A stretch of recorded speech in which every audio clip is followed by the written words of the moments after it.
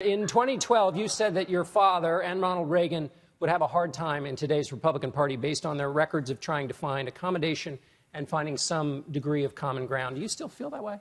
I think that the dysfunction in Washington is really dangerous. That's what I think. And we need a proven leader that has a record of solving problems, someone who doesn't cut and run, someone who could be a commander-in-chief to unite our country around common purposes, someone who doesn't disparage people, someone that doesn't brag, for example, that he's been bankrupt 4 times and it was great because he could use the legal system. Let me respond. That's another lie. I never went bankrupt. It's another lie. No, but it's a lie. This guy, he doesn't know what he's talking about. We need someone with a proven record to be able to forge consensus to solve problems. And right now, both Republicans and Democrats in Washington don't get it. People are struggling. 63% of Americans can't make a $500 car payment. Most Americans are living paycheck to paycheck. And we need someone who has a proven record of growing the economy, reforming the things that are broken, and I'm that person. Okay, Mr. Trump, your response. Let me just tell you.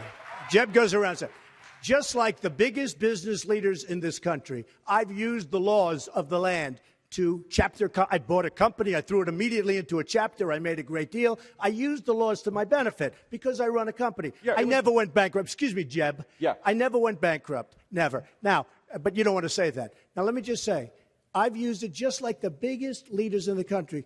Let me just tell you something. Florida, he put so much debt on Florida. You know, we keep saying he's a wonderful governor, wonderful governor. He put so much debt on Florida, and he increased spending so much that as soon as he got out of office, Florida crashed. I happened to be there. It's my second home. Florida crashed. Okay. He didn't do a good job as governor. And you haven't, excuse me, you haven't heard that. You listened to the good record in Florida. You take a look at what happened. As soon as that year ended, he got out. Florida crashed. Too much debt. He loaded it up with debt. And his spending went through the roof. Mr. Trump, please, the bells are ringing, this was sir. Not a good governor. Here's the record. Here's the record. We led the nation in job growth 7 out of 8 years. When I left, there was $9 billion of reserves, 35% of general revenue. No state came close to that. Numbers. During my time, we were one of 2 states to go to AAA bond rating. We didn't go bankrupt like Trump did and call it success when people are laid off, when vendors don't get paid. That's not success.